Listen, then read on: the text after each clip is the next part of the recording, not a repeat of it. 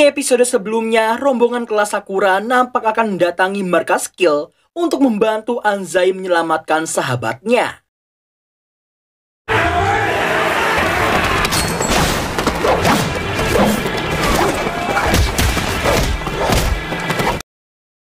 Season kedua ini dibuka dengan bentrokan yang terjadi antara Bofurine melawan Kill. Di tengah kekacauan, Nira yang ketakutan tiba-tiba memutuskan untuk bertindak sebelum akhirnya dia ditumbangkan oleh beberapa anggota Kill yang bersiap menghantamnya dengan sebuah balok kayu. Apa yang sebenarnya terjadi? Kenapa Nira malah bertindak meski tahu akan kalah?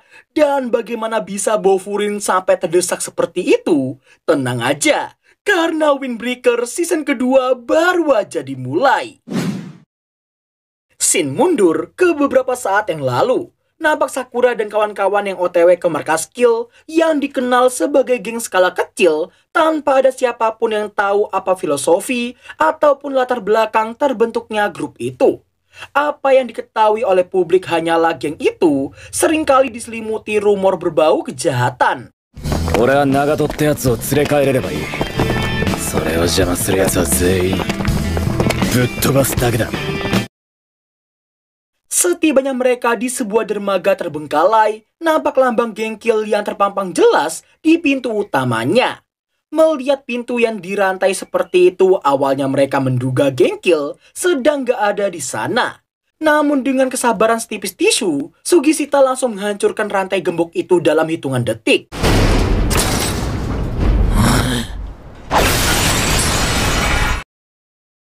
Gak lama setelah mereka masuk, beberapa anggota atau mungkin petinggi geng Kill terlihat menyambut dan dengan sangat kejinya, dia memaksa Nagato untuk melambai bak sebuah boneka.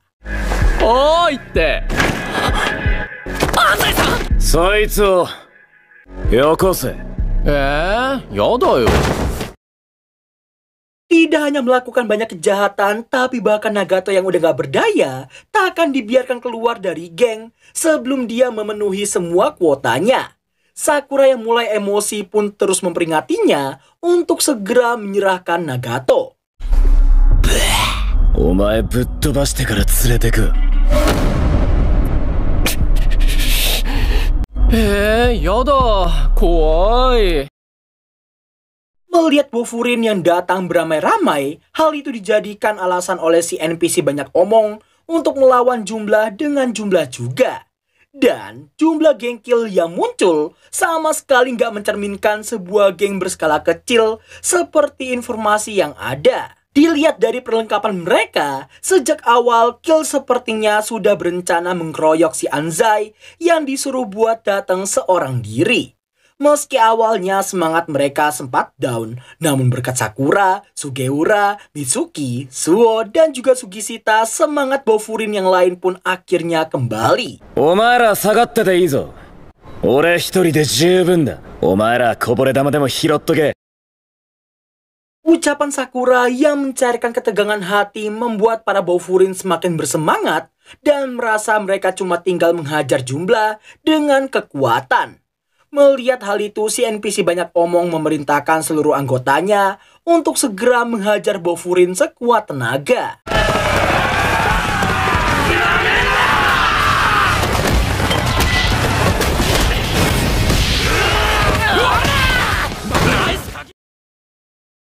Biarpun cuma NPC, tapi kombinasi para Bofurine memang layak diacungi jempol.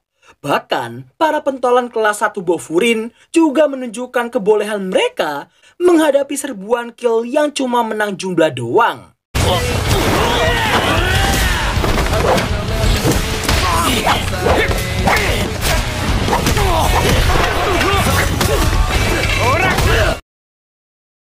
Dua NPC yang melihat pergerakan Sugishita barusan sudah menduga dia akan sangat kuat. Namun mereka berdua tak menyangka Sakura juga sekuat atau bahkan mungkin lebih kuat dari Sugishita.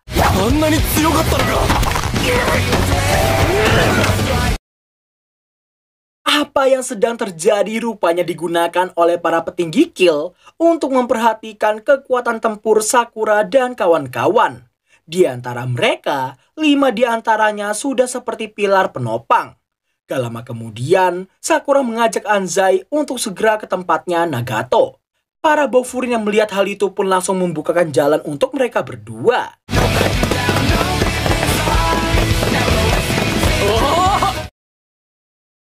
Bersamaan dengan itu, nampak Nagato yang terbangun dan terkejut melihat Besti serta Bofurine yang sedang bertarung di sana. Awalnya sih semua berjalan sangat mulus, namun dilalahnya malah si Anzai yang disuruh buat naik untuk menjemput si Nagato. Loh ya jelas karena mereka belum tahu kekuatan tempur dari si NPC banyak omong, Anzai yang pukulannya terus-terusan sabun langsung dikalahkan begitu mudahnya.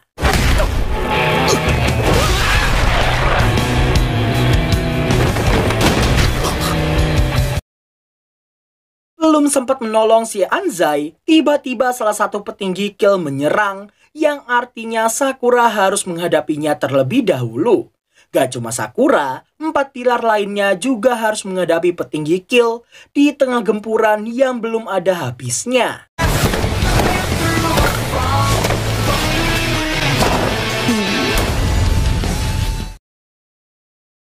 Setelah si NPC banyak omong mengumumkan ronde kedua telah dimulai, Sakura semakin emosi melihat kill yang selalu cengar-cengir bak seorang psikopat. NPC bawel yang dilawan Sakura ini bernama Kongo Takeru, yang dilawan Sugiura bernama Kirishima Shiyu, yang dilawan Sugishita bernama Mogami Taishi, NPC Kang provokatif yang dilawan Mitsuki ini bernama Kagarenji, lalu yang dilawan oleh Suwo ini bernama Tone Hansuke.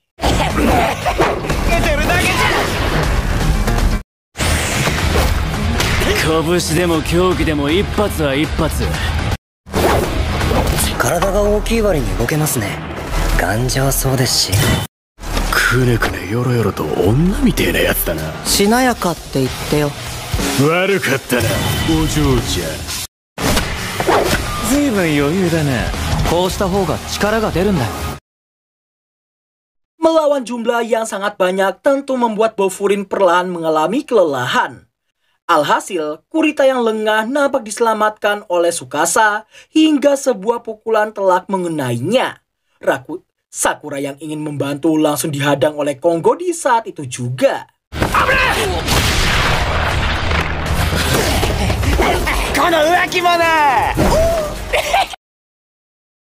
Hell nah, selingkuh pale lunjing. Asli gua jijik dengernya.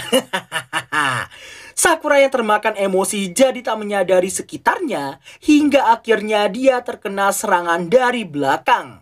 Sementara itu, si NPC banyak omong beranggapan Bofurine kelas 1 ini hanya kuat karena ditopang oleh 5 pilar mereka saja. Sekalinya mereka ditahan, para Bofurine lainnya hanya bisa kelabakan menghadapi keroyokan dari sana-sini. Sungguh strategi untuk geng pengecut.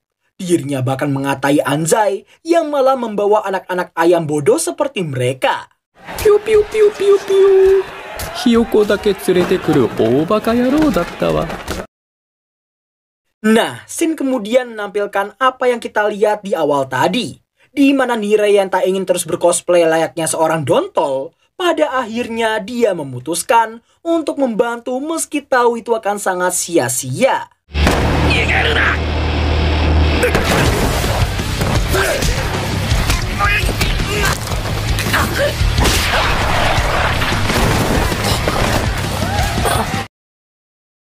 Dalam sekejap, Nirei langsung kalah dan terlihat akan dikeroyok oleh beberapa orang sekaligus. Namun sebelum balok kayu bisa menghantam wajahnya, secara tiba-tiba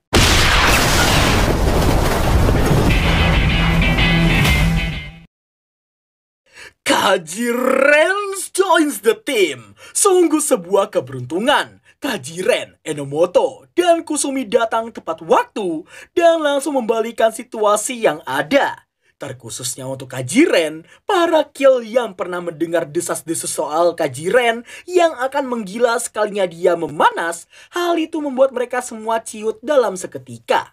Singkat cerita, Kaji menganggap ucapan si NPC banyak omong di atas sangat konyol karena seperti yang diketahui, tugas utama Bofurine adalah untuk melindungi kota, termasuk benda, orang-orang, serta perasaan mereka. Dengan kata lain, segala bentuk hal yang dianggap berharga bagi warga Furin sudah pasti harus Bofurine lindungi sekuat tenaga.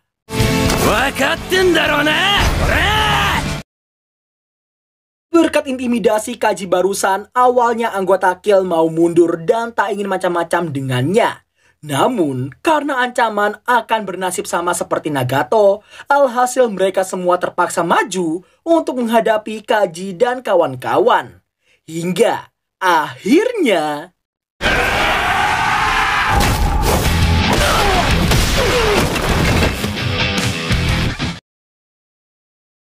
Setelah menyerahkan bagian sini pada kedua rekannya, nampak Kusumi yang membawa Nirei keluar dan disuruh buat istirahat.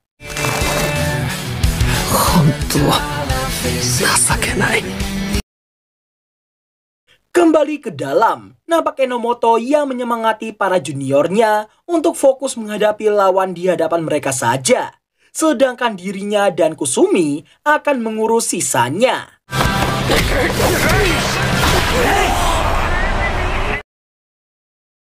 Singkat waktu, sesaat sebelum Kaji naik ke atas, ia menyempatkan diri untuk menolong Anzai yang masih tak sadarkan diri.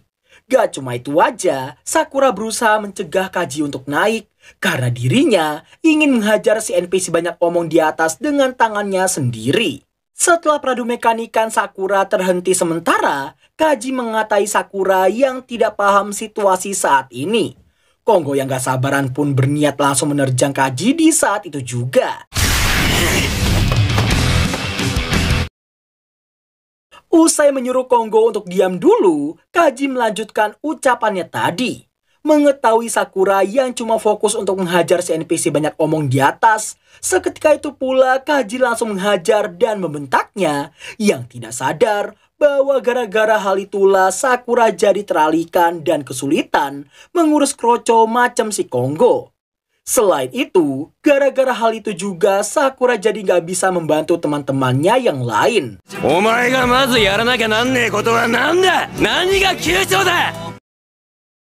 Mendengar semua ucapan Kaji barusan, Sakura jadi sadar akan kesalahannya sendiri. Namun meski begitu, dia masih sangat ingin menghajar si NPC banyak omong.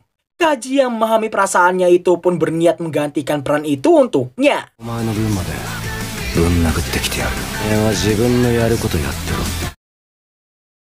Setelah meminta Kaji menghajar wajah si NPC sebanyak 10 kalian, nampak Sakura yang menghajar dirinya sendiri sebagai bentuk penebusan akan kesalahannya tadi. Konggo yang melihat hal itu pun mengira Sakura sudah menjadi gila. Namun gak lama kemudian Sakura yang sudah meneguhkan diri langsung menantangnya untuk tanding ulang.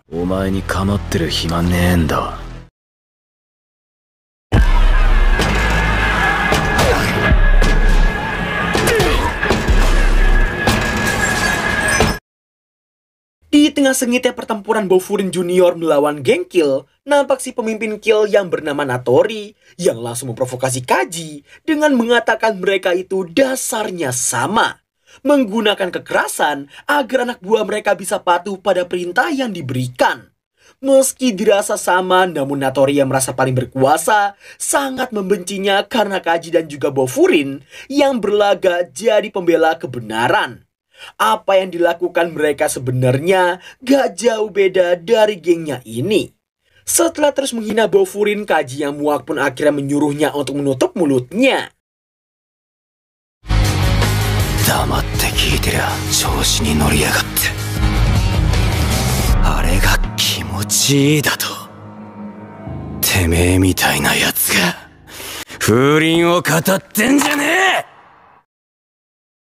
Sementara itu, nampak Konggo yang sangat terkejut melihat Sakura yang tiba-tiba jadi lebih kuat dari sebelumnya. Saking takutnya, dia menyuruh para kroco untuk mengeroyoknya. Namun, yang terjadi...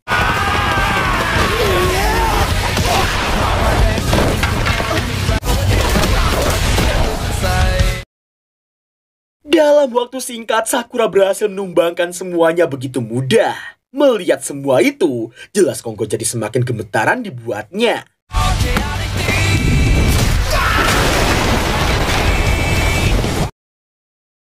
Di lain sisi nampak Sugiura yang terus menerima serangan demi serangan dari lawannya. Hal itu ia lakukan sebagai bentuk penebusan karena sampai harus dibantu oleh para senior. Melihat Sugiura yang cengar-cengir, sontak hal itu membuat Kirishima emosi dalam seketika. Di saat yang bersamaan Sugishita nampak kesulitan menghadapi Mogami yang gerakannya terlalu gesit baginya.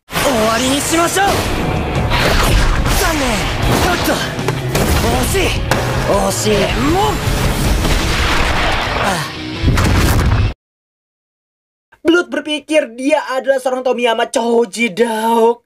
Bersamaan dengan itu, dengan gampangnya Sugiura menahan pukulan Kirishima dan menekankan bahwa tersenyum adalah estetikanya.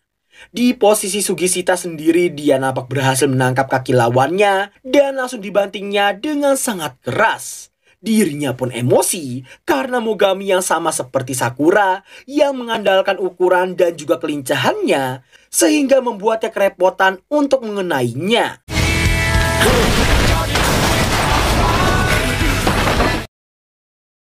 Sontak Kirishima pun terkejut melihat Sugiura yang seolah tidak merasakan apapun dan bahkan dia masih bisa membalas setiap pukulannya dengan sangat kerasnya. Di saat yang bersamaan, Mogami yang mengira dirinya belum kalah harus dibuat tak bisa berkutik ketika kakinya yang terasa sakit akibat cengkraman Sugishita yang terlalu di luar nalar. Lalu, yang terjadi?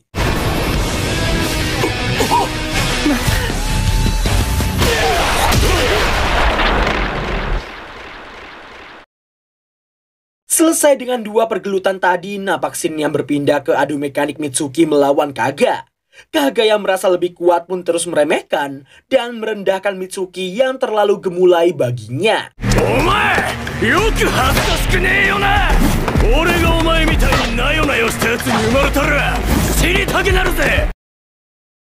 Bagi Kaga, orang lemah harus tunduk pada orang kuat.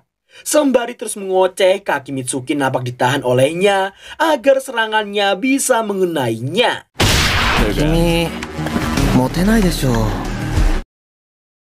Sembari menghujaninya dengan fakta, Mitsuki nampak memakai blazernya dan merasa malu sebagai sesama manusia atas seberapa tidak populernya Kaga di mata para gadis. Terpancing dengan provokasinya, Kaga yang benci sinar fakta pun mencoba menghajarnya sekuat tenaga. Di tengah pergelutan, Mitsuki teringat dengan ucapan Kaga tadi soal orang lemah yang harus tunduk pada orang kuat. Dilihat dari situasinya, artinya Kaga juga orang lemah karena mematuhi perintah Natori selaku pemimpinnya. Biarpun dia berdalih hanya meminjamkan kekuatannya saja dan semua pencapaiannya selama ini adalah berkat dirinya, akan tetapi Mitsuki merasa dia hanya terkuat di dalam timnya saja. Dengan kata lain, dia bakal lebih buruk daripada katak dalam tempurung.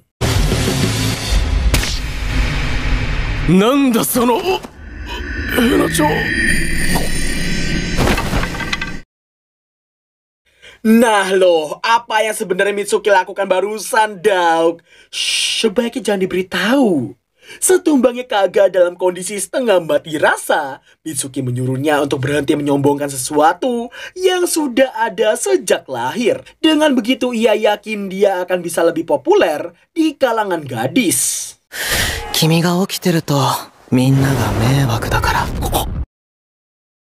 Singkat waktu setelah Enomoto dan Kusumi membalikkan keadaan, nampak mereka dan para Bofurin lainnya yang menghampiri Sakura untuk melaporkan situasi. Selepas menerima laporan dari mereka, Sakura meminta mereka untuk tetap waspada sampai orang terakhir dibereskan oleh si Kaji. Dirinya juga meminta mereka untuk segera memanggilnya jika dalam bahaya. Karena kali ini dia pasti akan datang membantu.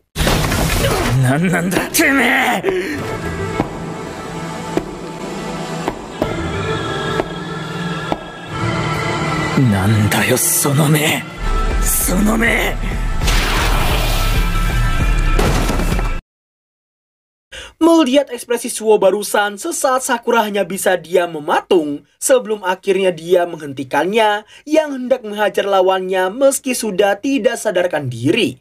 Awalnya Suwo enggan untuk menuruti perintahnya, namun setelah mendengar Sakura yang marah tapi terhadap dirinya sendiri, yang sempat mengabaikan keselamatan teman-temannya, sontak hal itu membuat Suwo tersadar dan menuruti ucapan ketuanya. 仕方ないな、さくらくんは。一人に構ってる暇はないね。さっさと終わらせよう。本当に君にはかなわないな。 Sementara itu, Napakaji yang cukup kewalahan menghadapi Natori yang terus menyerangnya tanpa memberi celah untuk melawan balik.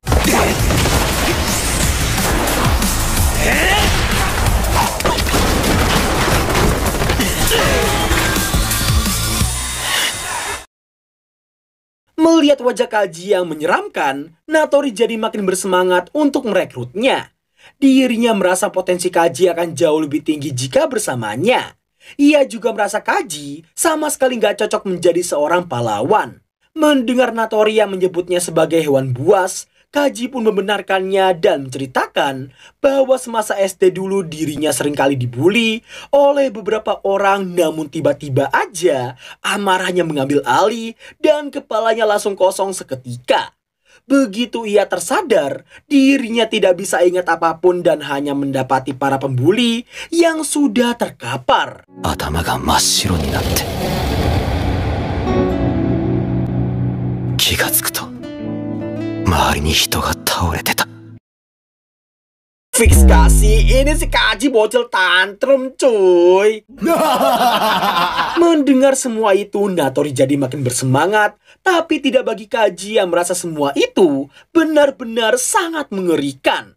Buset, kalian tahu kagak? Kaji mengaku sangat benci ketika tidak bisa menolak hewan buas dalam dirinya sendiri dong. Ngerinya. Meski awalnya begitu, namun berkat seseorang, dia jadi bisa mengendalikan sang hewan buas dan pantas dianggap sebagai manusia. Setelah itu Kaji menyindir Natori selaku pendiri gengkil ini dengan sangat pedasnya. てめえは上の器じゃねえって言ってんだ。 Emosi dengan omongannya barusan, Natori menyayangkan Kaji yang udah menjadi hewan piaraan yang jinak. Sebagai sosok yang merasa di atas, Natori akan membuatnya mengingat lagi kenikmatan menjadi hewan buas. Dirinya akan mengembalikannya ke wujud aslinya dan menguasainya dengan rasa takut.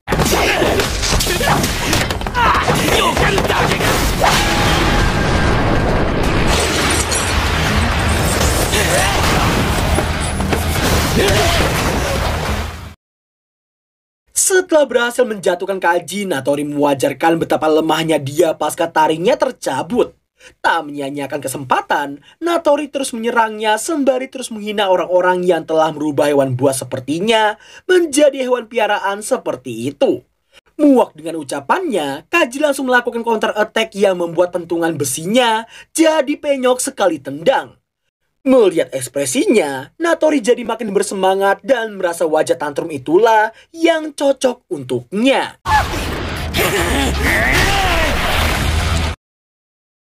Bukannya takut atau kesakitan, ini NPC Sengklek malah semakin senang menikmati pukulan demi pukulan yang dilayangkan padanya. Kaji yang sudah tantrum pun jelas tidak mendengarkan satupun kata yang dilontarkan olehnya. Hingga akhirnya...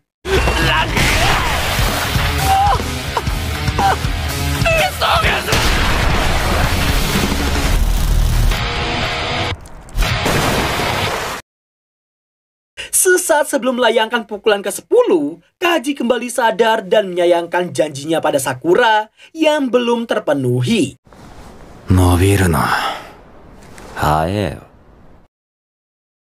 Gak lama kemudian, Enomoto dan Kusumi menghampirinya untuk melaporkan junior mereka juga telah selesai dengan yang di bawah.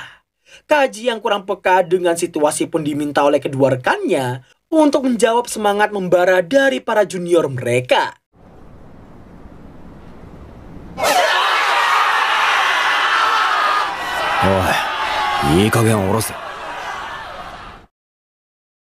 Singkat cerita, setelah Anzai terbangun dan terkejut ada 3 senior mereka di sana, Enomoto ngasih tahu temannya baru aja terbangun dari pingsannya juga. Nagato si teman beban ini lalu bersujud menanyakan alasannya melakukan semua ini meski sebelumnya dia telah memintanya untuk tidak ikut campur. 何勘違いしてんだ。俺があのクソ野郎にムカついたから勝手にこうしただけだ。 Setelah mengatakan hal itu, Sakura ngasih tahu gadis bernama Tsuchiya sempat menangis karena ingin menyelamatkan dirinya. Tapi ia tidak punya kekuatan untuk melakukannya. Anzai juga ingin menyelamatkannya sampai dia rela babak belur seperti itu. Namun dengan tidak tahu dirinya, Nagato malah tidak mau mengangkat wajahnya dan tidak mau menatap ke arah mereka. Jika dia memang tidak ingin diselamatkan, minimal dia harus ngasih tahu alasannya. 少なくとも私は お前の方向いてんのに本当にそれでいいんだな。 Di tengah lagu copyright yang menghantui video ini, Nagato akhirnya bersuara bahwasalnya dia merasa tak akan mungkin dimaafkan setelah melakukan hal mengerikan pada Anzai. Dirinya cuma merasa tidak pantas untuk diselamatkan oleh siapapun. Kaji pun menasihatinya tidak masalah mau menganggap diri sendiri sebagai apa, tapi Anzai tetap mau menyelamatkannya sampai rela mengambil resiko seperti itu. Mau bagaimanapun pendapat pribadi kita pada diri sendiri, bukan berarti orang lain akan berpikiran sama seperti kita. Entah dalam artian baik atau dalam artian buruk. なんでそんなに